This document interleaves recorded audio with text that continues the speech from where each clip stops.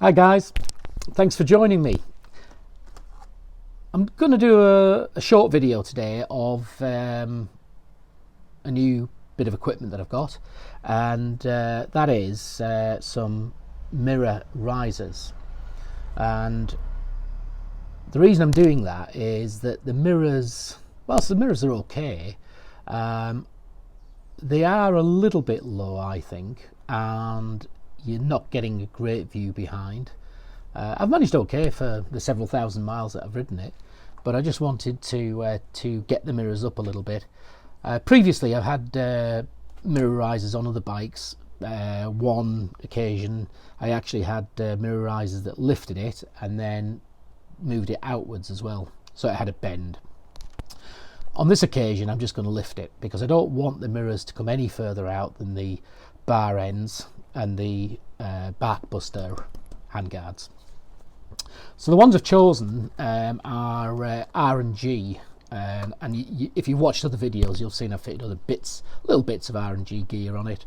I found their gear to be really good quality. Everything just fits, and so with that in mind, I've actually bought these.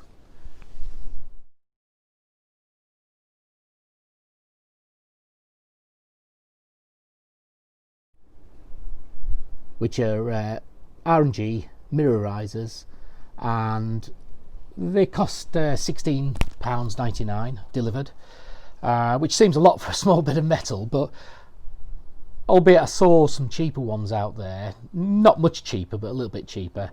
The R&G products I trust now, having fitted other bits to the bike, so I've gone for R&G. And what that's going to involve is quite simple really, and you know, at the end of the day, 99.9% of you would just do this without even looking at a video. But for the odd person that's maybe a little bit unsure or wants to see how they fit, and is sort of just thinking about it, not so sure, I'm doing it for you really, so that you get a better look at them and you see how they fit and then what they look like.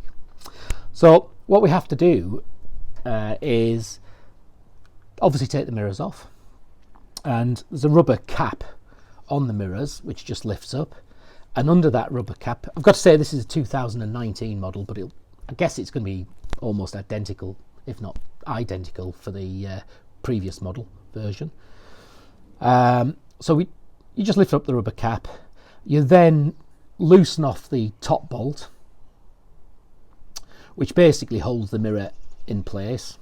Once that's loosened off, you then just spin the mirror around, remove it, and then there's a further fitting that's screwed into the bike itself or into the clamp, and that comes off as well. And to do that, you've got to take well, I'm going to take the windscreen off, because to be honest, when you start spinning that mirror around, it's just going to clatter. I don't think it would without that off anyway, but I'm going to take it off. So that's what we're going to do. We'll fit them, and I'll just give you an honest view as to whether I think they've worked or not. But I think when I look at the riding I've been doing, generally the mirrors are at about elbow height. So if I can lift them up to mid-shoulder height, it only lifts it about an inch, but if I can lift it up that inch, I think it should make a difference. But I'll give you an honest view on that when I've done it. So we'll get on, and I'm probably going to start on the left hand side, so we'll get a go now. Okay guys, so what we're going to do now is just take this left hand mirror off, and that's the rubber cover lifted up. It's using a 14mm spanner to release it, and then we just move the locking nut, the top one, to the top, just so that then we can spin the mirror around and get it away. But always try to do it the right way. So that's the mirror off, and that's the locking nut, and the retaining nut fitting to the clamp is this one here.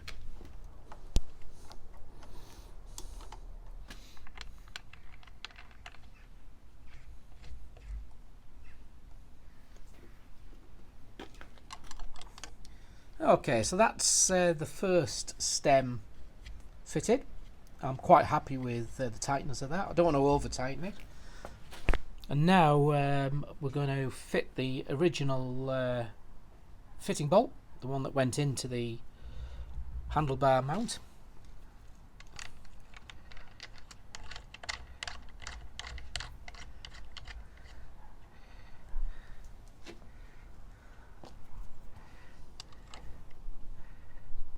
And again, I'm just going to tighten that up. I'm happy with that. I don't think that... Whoops. I don't think that'll come loose. But if it does, I'll put some Loctite on. So now we finally put the mirror back on again. And this goes on, as you can see, in an anti-clockwise manner. Obviously, it's going to be a little bit of trial and error where the mirror actually goes, and but I'm going to just set it at about... I'm going to wind it in a bit more. So I'm going to set that at about there. But as I say, this will just be trial and error, won't it? So we've got the bottom mount, the new piece. We've got the original fitting that went into the bar clamp, and then the second part, the actual mirror itself with its locking nut. And this locking nut just tightens down onto the fitting nut, if that's the best word for it.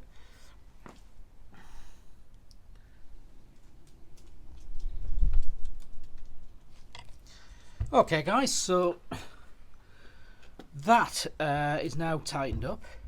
Not entirely sure if the mirror's in the right position, but I've set it up, and then I'll just give it some trial and error. And then that rubber cover just then goes down and covers the bolts. So the moment of truth.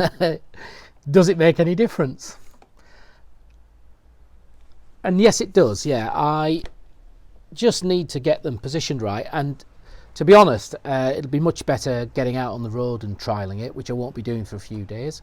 But instantly looking at the mirror that's been completed and the one that's still original, there is a huge difference. Basically, on the existing standard mirror, I'm looking at about this part, the elbow, is in full view. Well, not full view, partial view. On the one with the mirror extender, just positioning the mirror, can't see the elbow at all. It's lifted it. It hasn't put it out any further, but because it's lifted it above the this lower arm piece here, and it's now effectively looking over my shoulder. So far, I'm really happy with that. So guys, fairly quick, simple, almost, I would say, idiot-proof, but if I can fit it, anybody can fit it. That's it. That's the same with everything. I'm pleased I've actually videoed this. Because it was only a little tiny job, I wasn't going to. And then I thought better of that, because whilst, you know, a vast majority of you out there may have the competency to do it, or already have a feel because you've used them before, mirror risers, there's plenty of people out there that haven't. And if it just gives one person the opportunity to see the product, see how it fits, and then see the difference, then just for one person it's worth it. So thanks a lot, and it'll be a more exciting one next time. Well, maybe not actually, because it's tool tubes next time. But anyway, what do we do in COVID? So yeah, I'll take some pictures and put them on so you can see the difference. And then, to be honest with you, I don't need a test ride to know that they're going to be better. I guess the only thing is see if there's any vibration, but I can't see there will be. Thanks a lot. See you again.